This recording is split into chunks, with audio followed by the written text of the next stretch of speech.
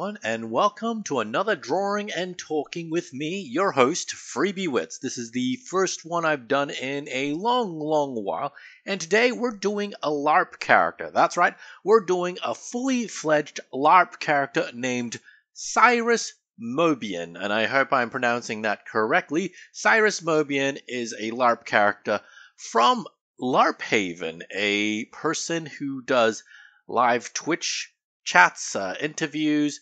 He's there to level up your gaming. I met him through Discord. He's a swell kind of fella, let me just say that. So the prompt he sent me goes like this, and I'm going to read it verbatim for you all. So, this is my first character, so it's basically a medieval equivalent of myself. His backstory was he was raised by his father, his mother, his brother, somewhere along the line when he was very young, split, and his father didn't want to talk about his mother or his brother, and to add on top of things, he thought learning how to smith armor and weapons knowledge of metals was more useful than counting and reading. So one day, half work wandering in a small little town tucked in the woods called Woodhaven to learn some blacksmithing, and eventually he felt the need to find his father, and his father was known to frequent the lands of Ilnarush. So he came with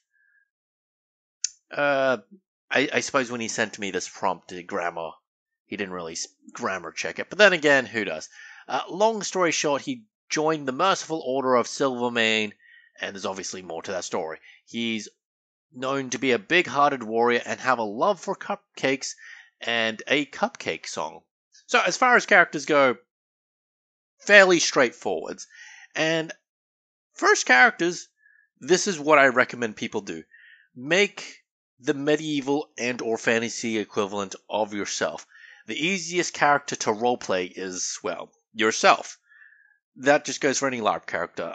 The other LARP character I recommend everyone also try first is the complete newbie, the recruit, the person who wants to learn more. So as you learn in character, you're also learning LARP out of character to be a better fighter, to be a better role player, to have more backstory. You get the idea.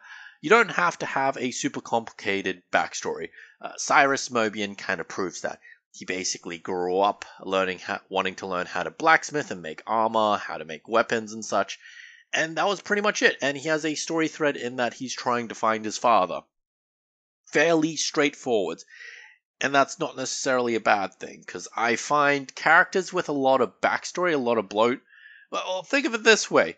How many characters in, say, Dungeons & Dragons, in LARP, or even video games do you look at who aren't your own characters and go, I want to learn more about that character, or more specifically, how many of these characters tell you straight away you're their backstory and make you think, I want to keep listening. And most of the time you think, there's too much here, I don't care.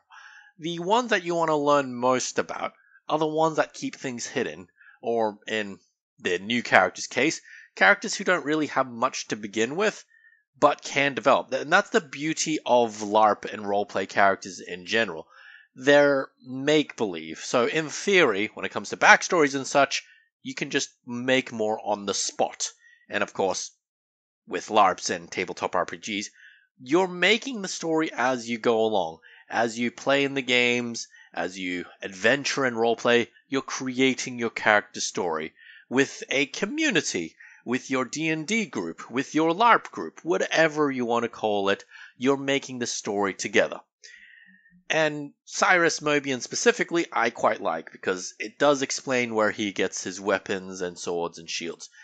Most peasant characters wouldn't have that stuff lying around, and while you can argue the economics of it anytime you want, at least this gives you sort of an excuse to have this poor character. It doesn't actually mention how rich they are, but it does say, sort of, in most people's mind, explain, oh, that's why they have armor. This is why they have the equipment they do. And of course, anyone who loves cupcakes is a great guy in my book. In a lot of LARPs, you can't really bring food on field. I myself do bring candy though. They're tiny little bits and pieces that I fit in my pouch. Every time I die and people loot me, I give them whatever in-game loot they're supposed to have, and a bit of candy as a bonus. It has the unfortunate side effect of having people treat me like a piñata sometimes, but that's not the point. The other thing that some people do in LARPs is bring make-believe food onto the field, and that's also an alternative. Sometimes, if you're going in character and LARPing and having food at the same time, there could be a safe space where you can't be attacked while having food. There could be a parlor LARP where eating the food, drinking the drink is the entire point while you're just role-playing. Barely any combat, or if there is any combat, it wouldn't be physical. It could be determined by other things like dice rolls or cards. There's a billion different systems out there when it comes to LARP and food. Anyways, that's my short drawing and talking video. It was nice to get back in the saddle, as it were. Not my best drawing in the world, but I enjoyed doing it again. Anyways, I hope you enjoy this. If you want more, please comment, subscribe, all that sort of things, and I'll see you all next time. Bye-bye.